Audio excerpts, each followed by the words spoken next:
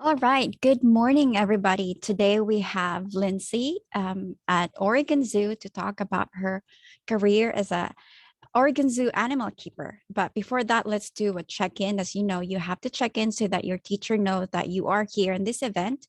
And if you have great questions, this is a great questions documents that you can reference to. And the most important thing is the evaluation form. Um, Make sure that you are on mute if you don't have any questions, so we don't distract the presenter. Be fully present, pay attention, participate, don't play on your phone so you can ask, so you can listen and then ask questions. You can ask questions on the chat or raise your hand or just turn on your camera. You are not going to show up on the recording, so that's okay. And again, submit your evaluation. This is your attendance, and this is how we track and give you credit. And that is a requirement for high school student in Oregon. So let's have Lindsay. All right. Hi, everybody. My name is Lindsay. I actually went to school in Washington County. I went to high school at Glencoe, so pretty familiar kind of with the area. And my parents still live out there. So even though I don't live with them anymore, it's just kind of nice to be really involved in the community. So I'm really happy to be here today. So basically my name is Lindsay, like I said, and I am a primate keeper here at the zoo. So there are lots of different kinds of keepers. We have marine life keepers who work with, anything that lives in water, basically like polar bears or seals, sea lions. We have Africa keepers who work with a lot of different African mammals like lions or giraffes.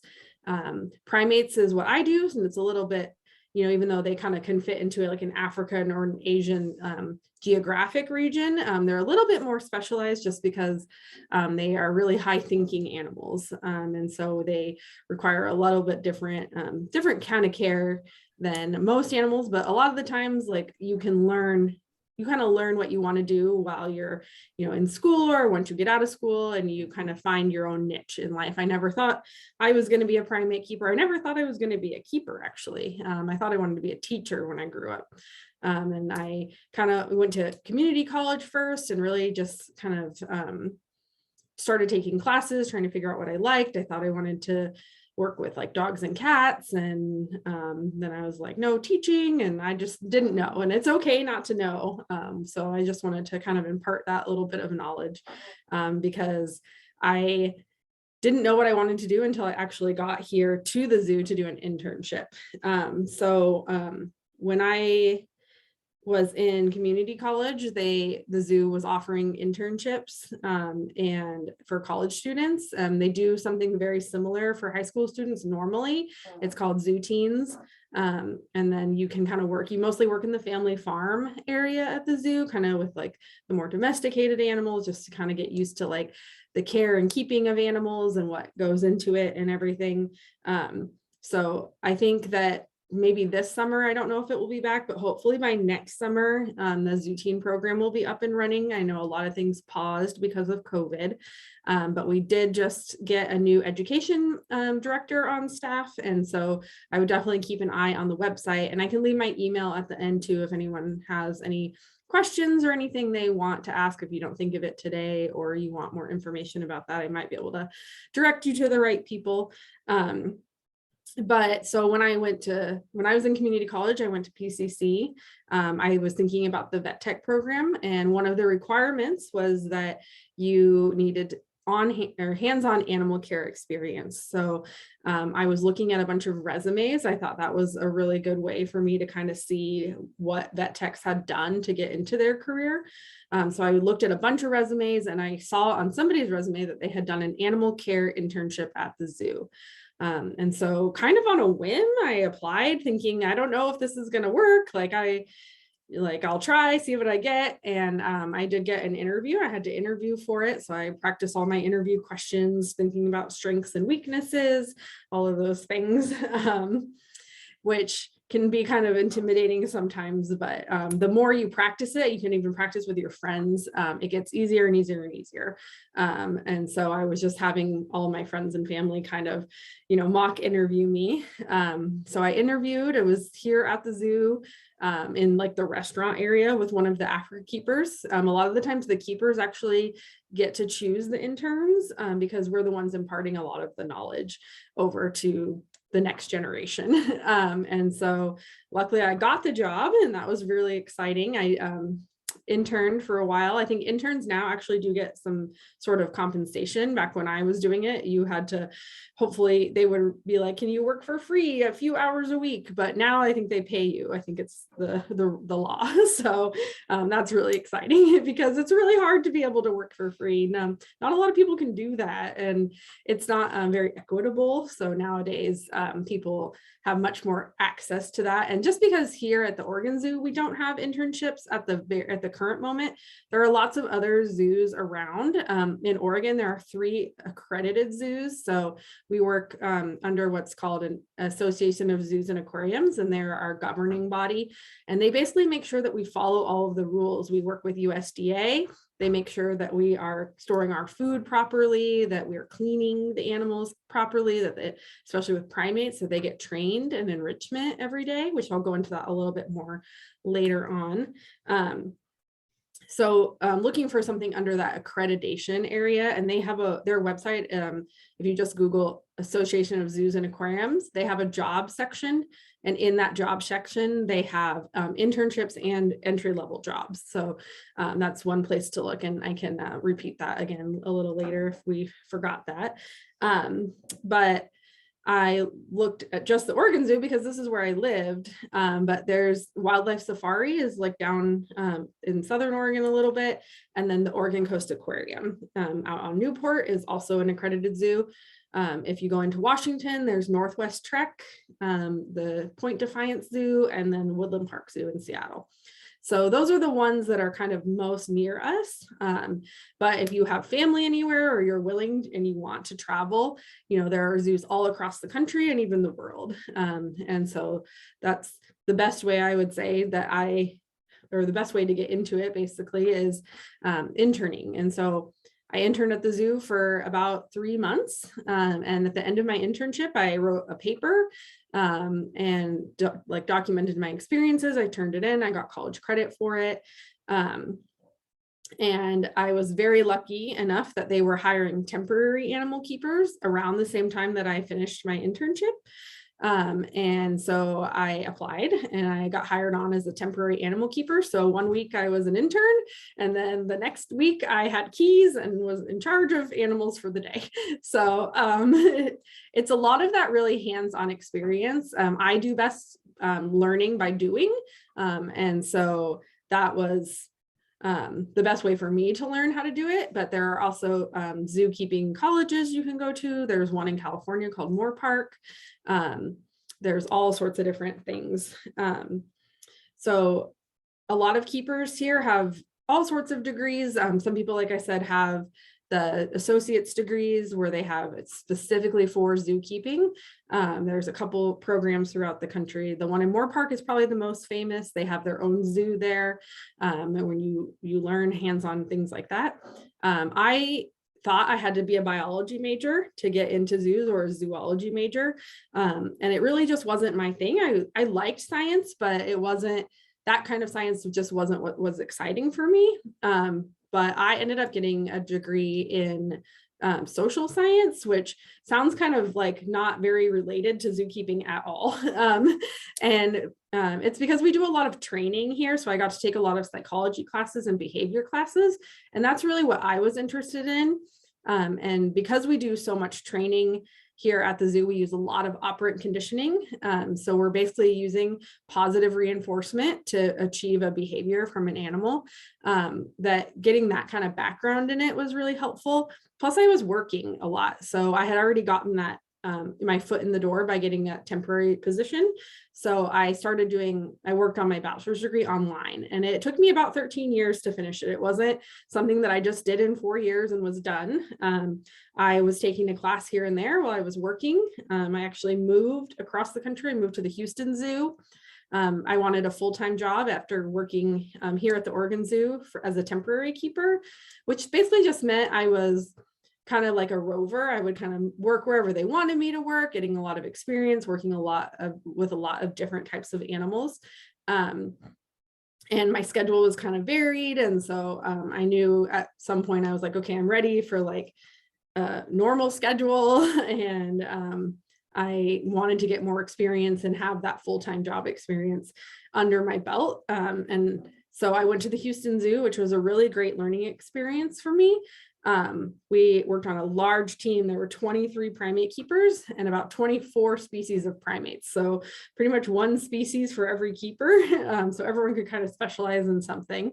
And that was fun because it was such a large team. Whereas here, I typically worked on much smaller teams. So I got to work on my interpersonal skills. So a lot of people think, oh, I just want to work with animals. I don't want to work with people at all.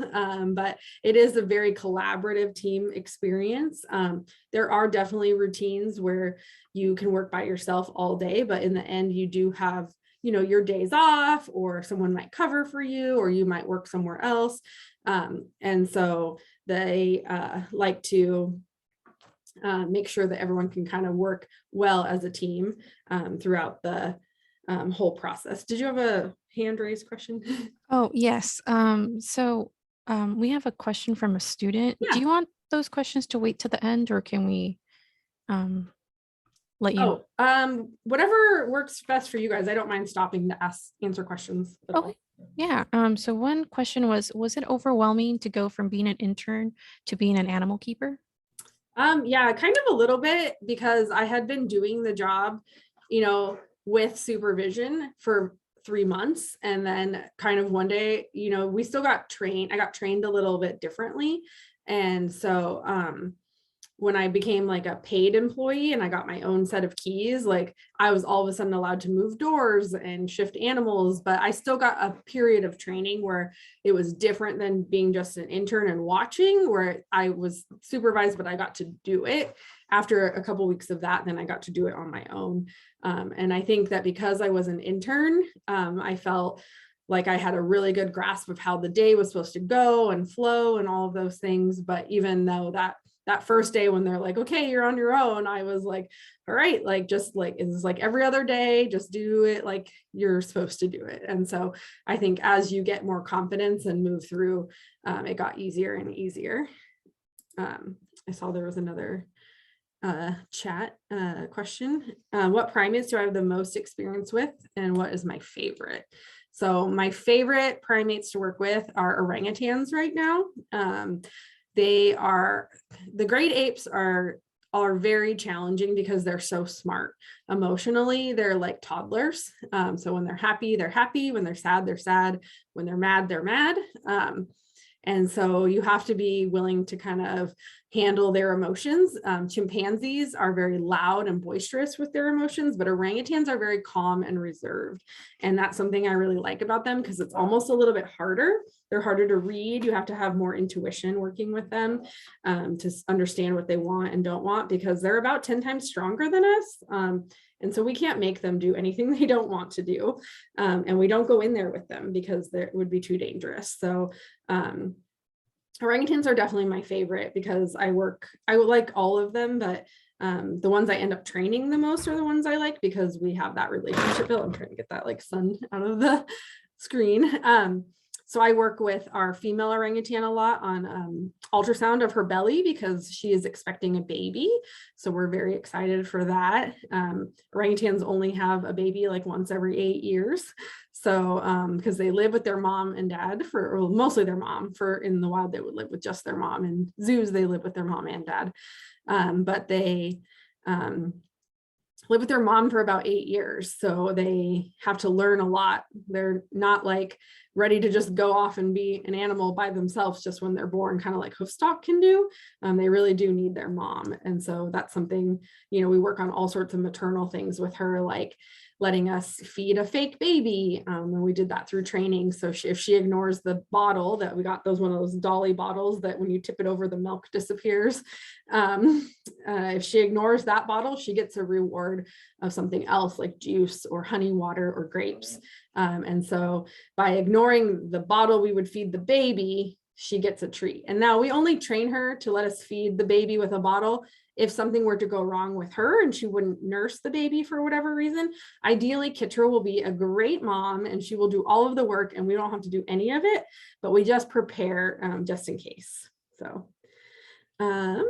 what does my day look like as an animal keeper? Okay, I think that's like one of my topics. Like, what do I do all day? So perfect. I start work at 7 a.m. So very early. I usually wake up at about 5:30 in the morning and I get ready and I wear a uniform every day, which is a lifesaver. I don't have to think about what I'm going to wear and the animals don't really care what I look like, but I have my own pets at home I have to take care of before I come to work. So we get here at 7 and we do morning AM checks on everyone. Primates are asleep from sunset to sunrise. So they're usually still sleeping in the winter when we get here. So we usually make their meds up first in the summer, or even by now it's light by 7. I go check on everyone first, see where they are, make sure they're like getting up for the day, like, okay, time to wake up, it's morning. Because they usually get to choose where they want to sleep. Sometimes they sleep on habitat. Sometimes they sleep in the back, but wherever they want to sleep is totally fine. But I do need them to come into the back in the morning so that I can clean the habitats from the night before. So then I usually, because I work in a team, someone will stop and make meds. So primates share, at least chimpanzees share about 98.6% of our DNA. So they actually take human medicine. So we have a couple of chimpanzees that have some heart disease. So we actually crush up their meds and we put it in a little bit of grape jelly and they eat it right up. We also have a very old chimpanzee, Chloe. She's 52 years old. So she's older than me. She's probably older than everybody here today. And she gets a protein shake. And so we kind of get that ready for her. And then while someone is doing that, another person is shifting the animals. So that means we're asking them to leave the space they're in and come into the back. And we have doors we can shut between them and lock so that it's safe for us to then go onto habitat when there's no animals there. We do a double lock check because they are so dangerous. They are wild animals still. And so we have somebody come and another keeper will come and make sure, okay, I've counted 4 chimpanzees, all of the doors are locked, you're safe to go onto habitat. So then usually one of us will go onto habitat and we have to clean up all the old food they didn't eat, any of their old toys.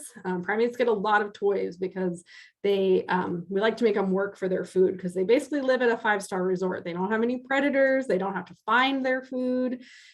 So we try to make it very stimulating for them. So we call it contra freeloading, which is where we put their food in sort of a puzzle feeder. So like if you have a dog or a cat or something and you have a Kong for them, we give our animals Kongs. We shove all their food in there and then sometimes we freeze it. So they have to really work to get it out because that's how they would spend their time in the wild. They would be spending their time looking for their food. So have to clean up all that, have to clean up all the old poop. So not the most glamorous side of it, but it does happen. And we do clean it up and actually collect some of the poop. We have an endocrinology lab here. So we have a whole set of people here who look at their fecals and their hormones that happen in there to make sure they're not stressed, or if they are stressed, why are they stressed? Can they correlate it to anything we might have reported in the day? Maybe there was a fight, or maybe there was construction or spring break when it was really busy. So all sorts of things can lead to different sides of that. So then after we're done cleaning habitat, we set it up with their AM breakfast usually. So chimpanzees and orangutans, the first thing they get to eat is greens because it's the best part of their diet and we want them to eat it first. So we give them that first because they do eat a lot of leaves in the wild. So we kind of balance it with some leaves, but we also give them lettuce and they get a variety of lettuce. And then we set up some toys. We always give them 2 times a day. They get a new set of toys so that they're, always working for something. And then we send them on to exhibit for all of the guests to enjoy for the day. And then we feed them about 5 times a day. So we feed them when we first get here, we feed them at 11, we feed them at 1 o'clock, and that's when we do a keeper chat usually. We feed them again before we go home. And then we actually have a late keeper who stays until 11 o'clock at night. That's a completely different person. He actually does the whole zoo and he just gives everyone dinner. But because primates go to bed at sunset, he has to get here before sunset to give them dinner. And so they get that feeding as well while they're out on exhibit. And then we have to clean their indoor night houses where their bedrooms are. Because even though we only bring them in for that little bit of time in the morning, they have it overnight. And they, of course, mess it up because that's their job. They don't really care if it's messy. They make beds and nests and all sort of things like that. So let's see. That's mostly the whole day. Okay, question from middle schoolers. How does breeding work? What would happen if 2 animals crossbreed? So that's a very good question. We work with what's called the Species Survival Plan. It's SSP for short, so I'll probably refer to it like that. But it's basically like a dating website for zoo animals. So there are a lot of scientists that work at other zoos. They're kind of called stud bookkeepers. You might have heard that term used in horses, but we actually know everyone's genetics. And we make sure that when we do get a breeding recommendation from those scientists that we are only listening to what they say. And so like our orangutans were approved for breeding based on their age and their dispositions and their genetics. So if an animal wasn't approved for breeding, we would either give them an implant that would release hormones so that they couldn't have babies, or with primates, a lot of times you can give them human birth control. So we just crush it up and we put it right into that jelly. So they don't even know it's there. Like some of our chimpanzees are very, very old and it wouldn't be very safe for them. But Bob and Kitra are the perfect age and time frame to have a baby. Kitra's about 20 years old. And so it's almost a little late for her to be a first-time mom, but still within the window. She's at the top end of the window. And then Bob is 16. So they live to be about 60 years old. So their timeline is sped up a little bit from humans. So we are very careful that crossbreeding doesn't happen. Like our orangutans and our chimpanzees actually would never interact with each other. And so we manage all of the breeding that way. How do I prepare for keeper talks? So a lot of times with keeper talks, it's just because I know the animals so well, I just get to tell really fun stories about them and what we do every day. So kind of like I'm telling you guys, a lot of people want to know what I do every day. And so I tell them about that, or I tell them about specific individuals. Like Chloe likes to walk holding her arms like this, and she likes to walk on 2 feet, which is not how chimpanzees walk. They should walk on all 4s. But she likes to walk with her just 2 feet like a human, and that's fine. But we kind of explain that, or sometimes we talk about any of the training we do. Like I said, the 2 of our chimpanzees have some heart disease, so we actually work with a human cardiologist from OHSU. He volunteers his time with us, and we train our animals to let us do awake cardiac ultrasounds. So a lot of times we use anything we can find, PVC pipes that we like make to look like a little craft project. So it looks like an ultrasound wand, and we have to desensitize them to the gel. A lot of times they want to eat the gel, which I don't think it tastes like anything, but they don't like it on them. So you have to get used to the gel. They get rewarded for that. They have to get used to something touching their chest. And then holding for a period of time, or maybe moving their arm up or down so you can get different images of the heart. I'm not a veterinarian or a doctor, so I know how to train the animal. I don't know what I'm looking for. That's why we have the human doctors or our veterinarians come down and do those things. So it's a very collaborative experience. Because apes share a lot of our DNA, we can use human doctors, but we do have a full vet staff here at the zoo who can collect the images. And we actually send them all to another zoo. It's part of what's called the Great Ape Heart Project. Because just like in people, heart disease is the most prevalent disease that's found in great apes. With people, a lot of the times it's what we eat. With apes, it's more of their heart kind of changing and kind of the muscles turning more into scar tissue. It's kind of above my level of knowledge, but I know what my job is to be able to get the images so that the doctors can then treat them different ways. So what skills are required to be a zookeeper? I would say being able to work in a team is very important. Having very good communication. A lot of the times we're very invested in our animals because we work with them every day. So imagine if you had your dog or a hamster, or maybe someone, you had a pet at home, or you have a pet that you're friends with, you get very attached to them and you can have a lot of feelings around that. And so we have to have a lot of communication. We do things like quality of life. I think there's another question in here about what happens if an animal were to die. And so as they get older, because we do have a lot of old animals, we do monthly, we do a quality of life assessment because we want to make sure that they are living their life to the fullest potential, that if they're a primate, they can still be a primate. If they're a polar bear, they can still be a polar bear. If they're an eagle, they can still be an eagle. So there are different benchmarks. So for a primate in particular, it'd be like, are they eating all their food? Are they playing with their toys? Are they climbing? Can they move around the habitat well? Are they interacting with their social peers? Those are all things that are cornerstones of being a primate. And if they can't do one of those things, then we have to start having difficult conversations with veterinarians. Great apes will actually mourn the loss of a friend. So if we ever do have to euthanize an animal, we always bring them back, and so they can see each other.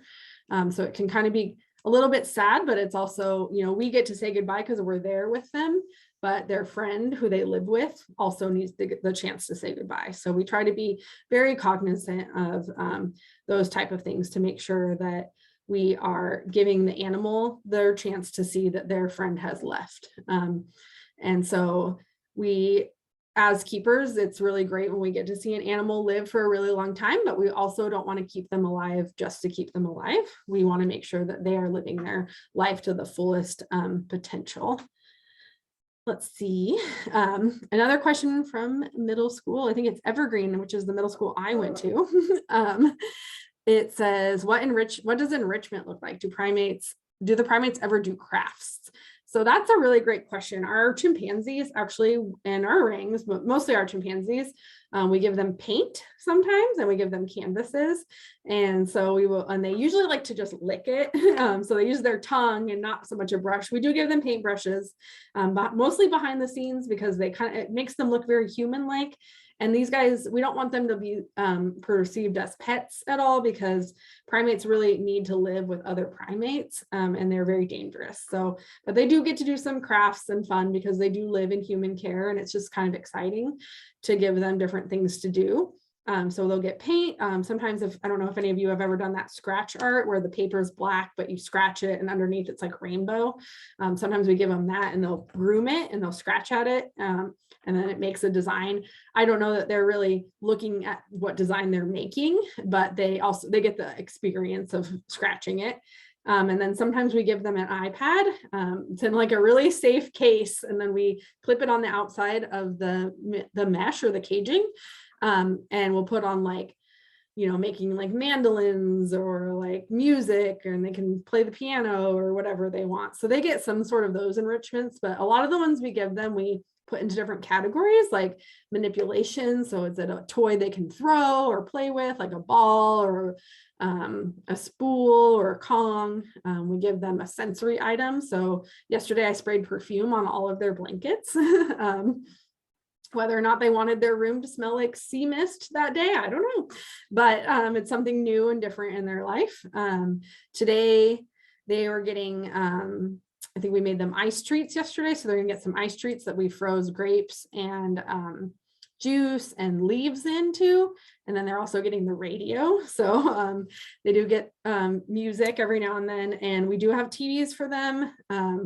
I don't know how much they pay attention to it, but we have it as an option. They don't get it very often, maybe like once a month.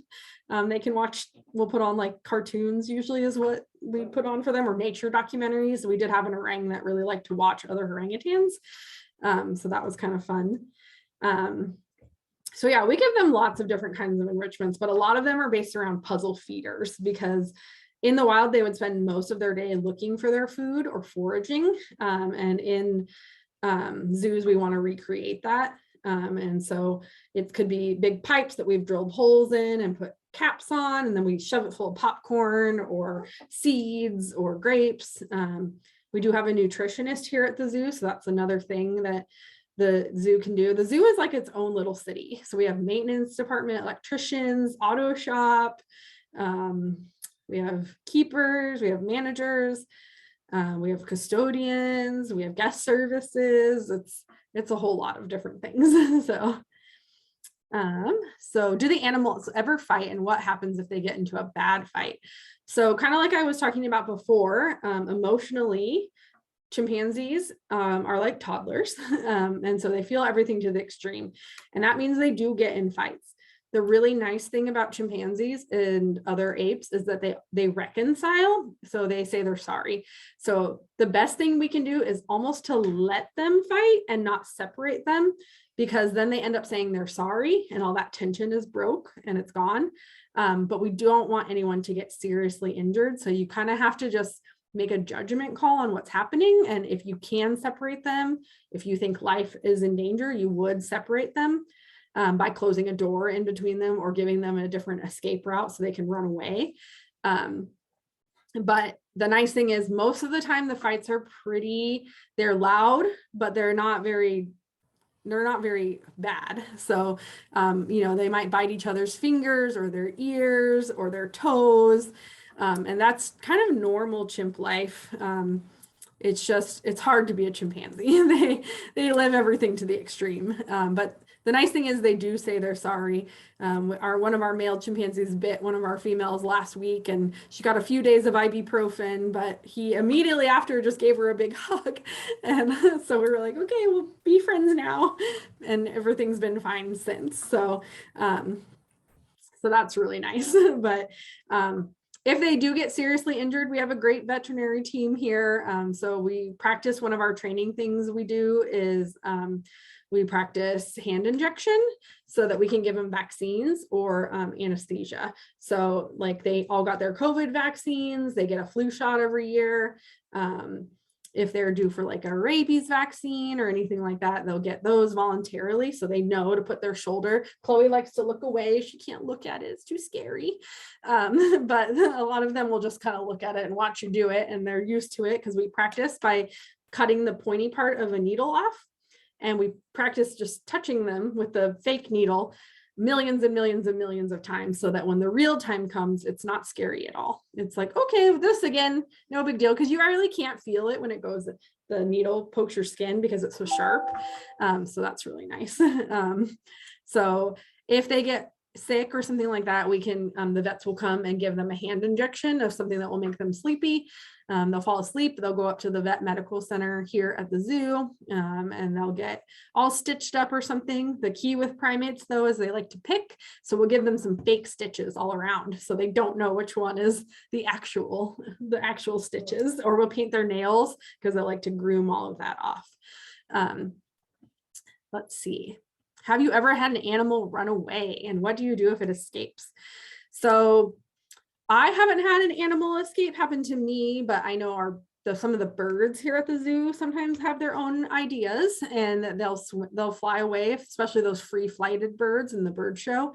But we actually practice this. So in the morning before any of the guests get here, we practice animal escape drills. Like if a dangerous animal were to get out, or a bird, or something like the porcupine ran away from its keeper on a walk, all sorts of different things. So we call them drills. So like you guys might have fire drills or earthquake drills, we do animal drills. And so we practice what we would do. Usually there's a cardboard cutout of some animal they hide somewhere around the zoo, because the most important thing is that everyone stays safe. And so we practice the best way to recapture that animal. If it was a dangerous animal, they'll probably get an injection of something that will make them fall asleep so we can move them back to their house. And the vets really handle that. And it's usually in the form of like a dart gun or a blow gun, so that you don't have to get too close because they are very dangerous. But that's why we practice. So we don't panic and we don't create an emergency in an emergency. So that's the most important thing.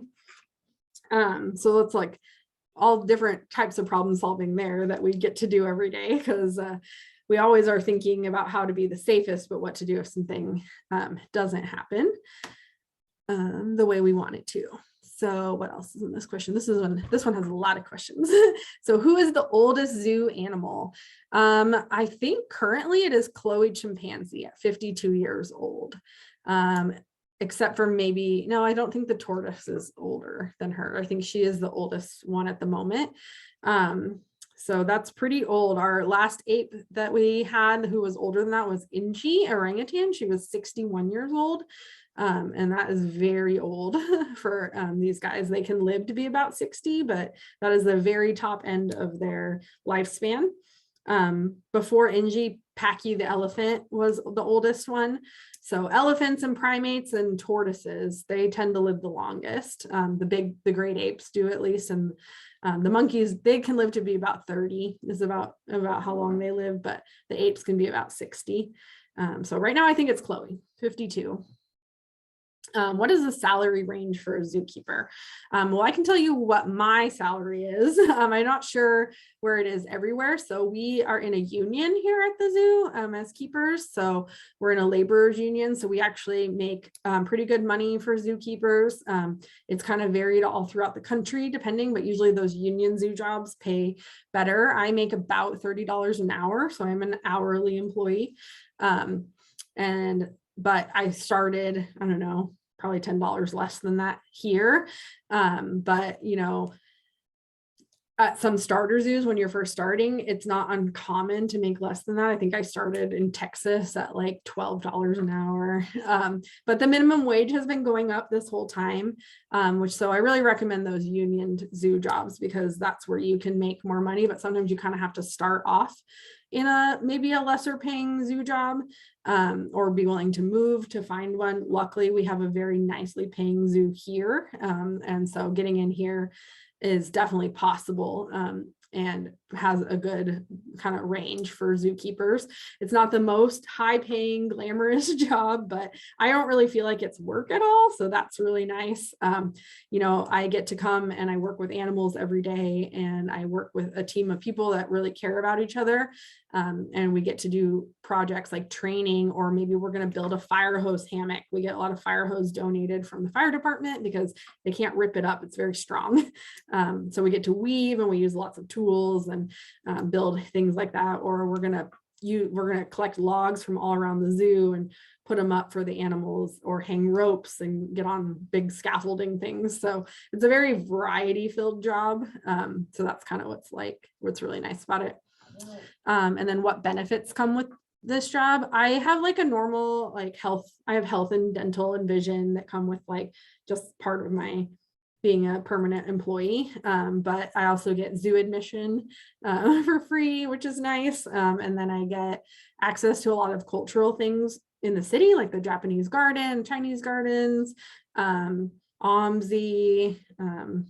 Rock and Mineral Museum, the Aviation Museum. So anything kind of like that is built in. And then we also get a hot pass because they really encourage public transportation here.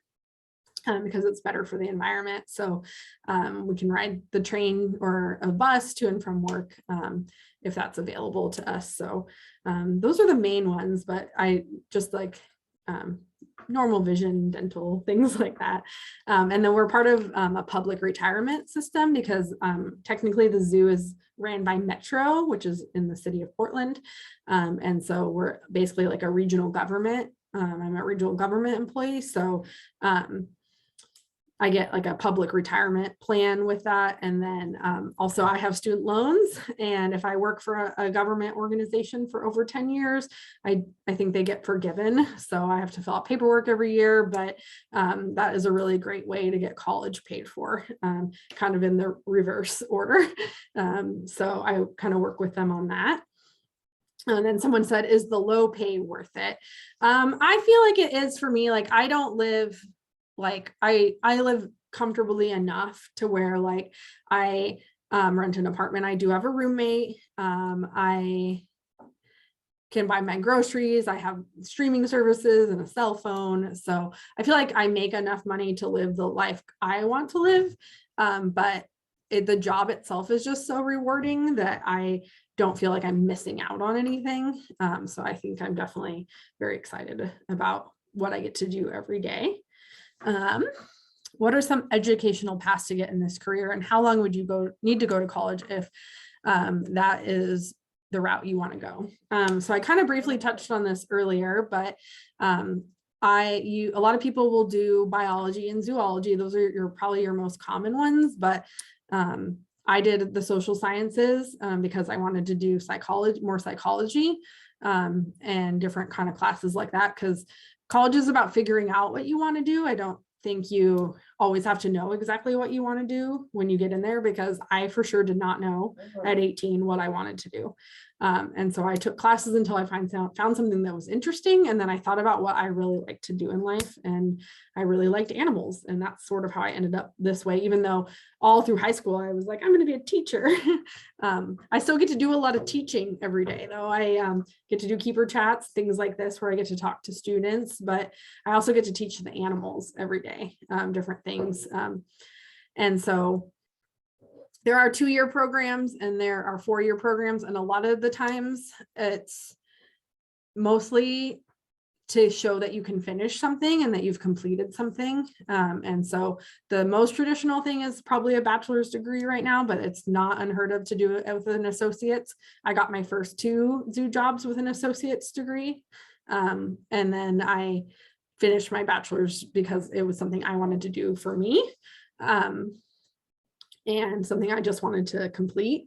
But so yeah, there's different types of things. So you just have to find what fits for you, and then how that would then in turn translate if you wanted to become a zookeeper. Like I know one of my coworkers, he has a degree in anthropology because he's a primate keeper. It works out very well because, you're kind of looking at old bones and how primates have developed over the years and things like that.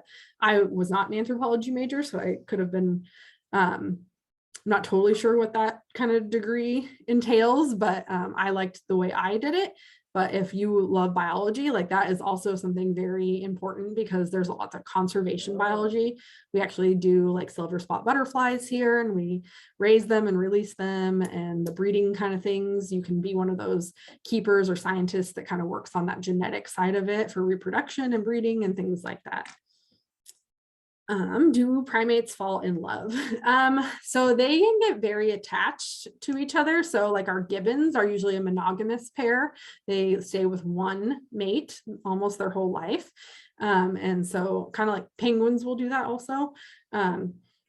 Orangutans are more solitary animals, so they would only usually come together for breeding. So as we get closer to our orangutan having a baby, we start to separate them more throughout the day. It's very natural in how they would do it. Chimpanzees live in large family groups, and they're not so much monogamous. There's usually like a dominant male who you will then be the breeding male for that group. So it just kind of depends on the species. But I know our gibbons they were quite in love. They were always with each other. So grooming and things like that. Have any of the animals tested positive for COVID, and what has happened? So luckily here, no one has tested positive for COVID, and all of our high risk animals have been vaccinated. So with our primates, we had to wear N95 masks, just like the nurses did. Every day we're still wearing them when I'm with the animals. If I'm not near the animals, I just wear like a regular cloth mask, or if I'm in a room by myself, I don't have to have one on. But we wore masks with animals before COVID. And that was because we share so much of our DNA, especially with primates, that they can catch our colds and our flus. And then it runs through everybody, like all the primates will get it, all the keepers will get it. And so it's kind of like working in a school, I assume, where everyone kind of ends up catching it. And then our other high risk animals would be like our big felines or any of the otters or ferret species. And they've all been vaccinated, and those keepers have also been in high quality masks the whole time. So luckily nothing's happened. I know there are some zoos that have had positive cases, and they were treating them. I don't know of any, I think, that have died, at least in America, which is really good, but because there are treatments Pfizer has an animal side of their whole pharmacy unit. It's called Zoetis. They make a lot of like the flea and heartworm prevention. They also make an animal version of the COVID vaccine. So we didn't take human COVID vaccines and give it to them. We got our own animal version. So you talked about the oldest animal. Who is the youngest animal? So hopefully our youngest animal will be our baby orangutan soon. She's due mid-April, so keep an eye out for that. Other than that, I want to say we have baby condors right now.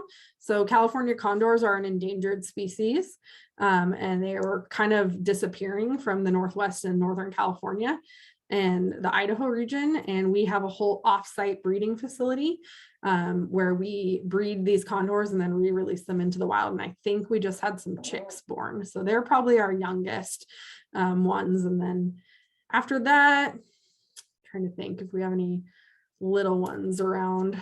I don't think so. I think probably birds is going to be your most youngest, and then our newest will be the orangutan. I think she's the only pregnant animal at the moment.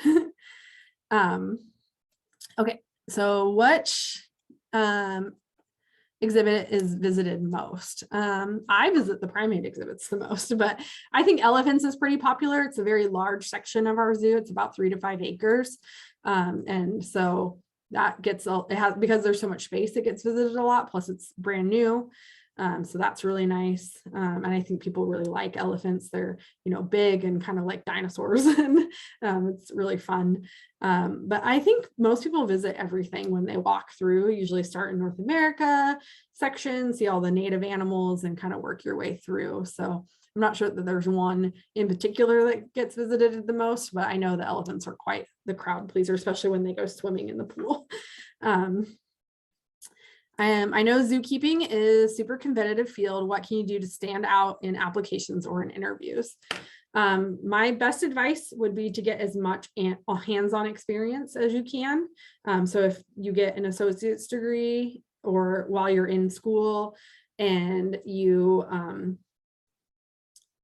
get internship opportunities or even volunteering. A lot of times, sometimes you have to start volunteering by just standing in front of exhibits and answering questions for the guests. But the more you volunteer and the more time you give, the more hands-on experience you can get. But internship is the best thing. Being willing to work at a zoo that may not pay so great just to get your foot in the door, because that hands-on experience is really what they're looking for.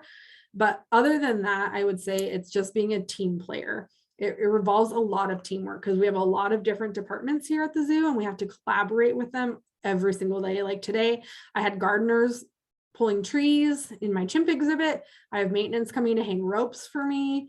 I have vet staff coming down to train later because we also do voluntary blood draws on them so we can get all of their good vital signs, and our vet techs do the blood draw, but we do the training to get them ready. So yeah, I would say being very flexible, having good communication skills, being very adaptable, being willing to think on your feet and problem solve are some of the best things you can kind of emphasize in an interview, and that you just want to do the safest choice possible because there are lots of lives at stake. It's the animal's life, your life, guests' lives, so things like that. How long do orangutans carry their babies? So orangutans are fairly similar to humans, but they're a little bit smaller. So they only carry for about 8 months, plus or minus 12 days. So there's a very strict like science to it, but it's about 8 months. So we give her a birth window that is, she has a due date and then plus or minus 12 days on either end where we're on like birth watch. So we have lots of cameras set up. We worked with IT and our project managers to get cameras set up because we don't want to bother mom and baby when they're doing their thing. So that's something that we kind of work with them. If you could work with any type of animal in the world, what would you work with, or what would I want to work with? Let's see. I feel like I know how to be a primate keeper, that it is so like intuitive to me now and just like a part of me that I don't think I could give up being a primate keeper because they're just so interesting and they think differently and they challenge you every day. you know, a bird will want to eat the same thing in the same spot every day, but a primate is just different. And the bird keeper is going to tell you the exact opposite. They're going to be like, no, my bird is very complicated and does all these things. But my favorite animal is a polar bear, though. So I actually still sleep with a stuffed polar bear every night. And so I don't think I could give up primates, but polar bears would be right up there with it. What is the deadliest animal you have at the zoo, and will the wolves come back? So the wolves will not come back because elephants, in expanding their yard to give them more space to walk, because elephants actually travel a lot in their daytime, they walk a lot. We sent the wolves to another zoo through that SSP, or species survival plan. So they went to another zoo, and then we turned the section that was part of the wolf yard into more of the elephant yard. So I think the long-term trend is to take care of less variety of animals, but give the animals we have larger spaces. So we're going to become more and more specialized as this field advances, I believe, because we're understanding better how to care for these animals. You know, if you look back into like the 70s, animals were in little tiny cages or on circus trains or things like that, and they didn't have a lot of space, or they didn't get cleaned. Now we have large yards with tall climbing structures for primates, where the elephants have a lot of place to walk, and they have a pool and things that just weren't thought of even 40 years ago. So it's constantly evolving and changing as there's more science behind it. And then I see same question for the sun bears. So they also left, and their yard got incorporated into the larger polar bear habitat. So instead of having sun bears, black bears, polar bears, this bear, we have just a large polar bear yard because it's more what that animal needs. So it's not that you don't get to see as many of the animals, but you get to know that the animals that we do have are getting larger spaces to enjoy their lives more naturally. And then what is the deadliest animal? So I guess that's kind of relative. We don't have any venomous snakes here because that would be definitely deadly. But any of our large carnivores or primates are probably the most likely to be the most deadly, just because they are the ones that could do the most damage. But luckily we have all those safety checks in place. Like when I have maintenance in their yards, I actually have a special way that I lock everything, and I give the maintenance guy the key, and then I lock it with a lock I have the key to. So neither one of us can let the animals out on each other. So it's a very strategic system. We call it a lockout tag out system. It's been used a lot in machinery and things like that, but that way it's very, very safe. Let me see if there's any good things on here that I'm supposed to follow. I kind of talked a little bit about the forecast for the industry, which is that it'll be less variety of species, but a better care for the species we do have, but that there are lots of different jobs that are here at the zoo. It is like a small town, kind of like I said. We have, train operators, we have maintenance, we have water quality, we have divers who clean the water pools. We have, we call it life support. They maintain all the water quality at the zoo, guest services, restaurant, gift shop, auto shop, all sorts of things. So just because you might want to work at a zoo, but you might not want to be an animal keeper and clean up poop and do training, there are lots of other things you can do here at the zoo. So that's really nice. I would say it is a very competitive field just because there aren't a lot of zoos in every town. If you think about Portland, we have one. But if there are some other states that have, multiple, like when I lived in Houston, there's like 4 right there in the city. So it just kind of depends where you are in the country. If you want to move, the nice thing is if I did move, I could probably find a job in any city, but it's very competitive. So I might have to start at the bottom. But I think that there's jobs out there, and there are people. We're always looking for people. Like we're even hiring. I think there's interviews going on today for keepers and maintenance and all sorts of things. So there's jobs out there, but it is very competitive. Let's see, there's some more questions. When's the best season to visit the zoo to see more animals that are active? So I would say probably spring, summer is the best. So we're kind of getting into that right now because it's not too hot, And when it's too hot, they hide in the shade. When it's too cold, they hide in the shelter. So has to be like the right temperature. But also first thing in the morning is the best time, because that's right around 9 o'clock is when we're done bringing them into the back and doing our training, and we're sending them back on habitat. So that's the time that they're looking for all sorts of their food or their toys.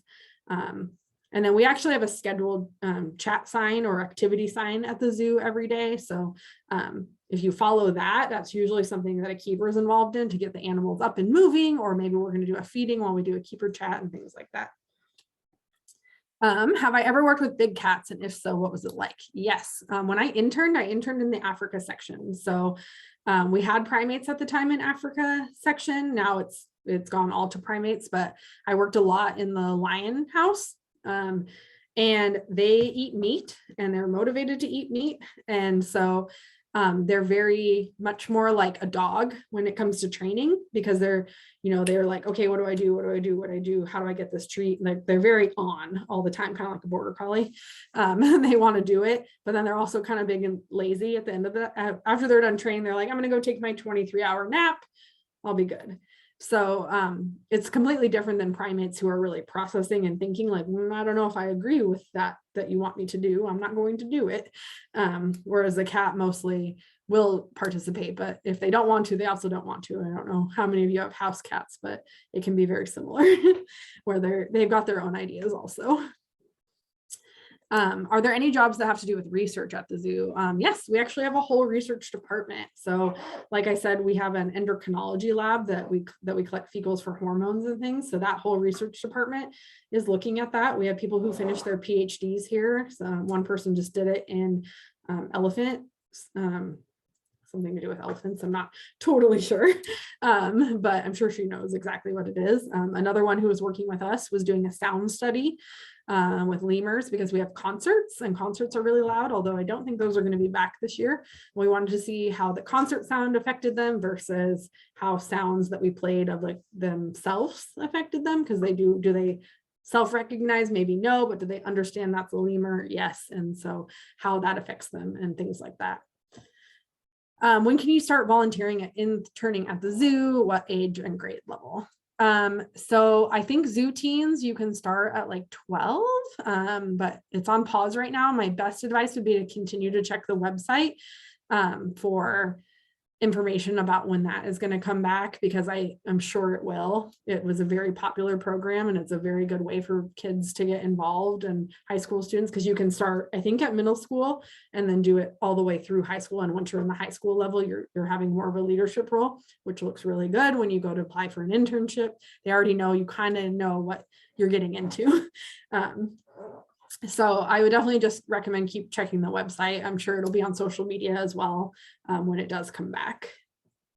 And then we need to sign off. Thank you for your time. Thank you, that class. Yeah, does anyone have any more questions? Anything you're dying to know?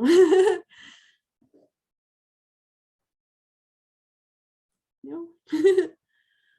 Okay, well, I think that was all the questions. You gave us a lot of great information. Makes me want to go back to the zoo again. So yeah, come visit anytime. okay, students, I'm going to go ahead and stop the recording.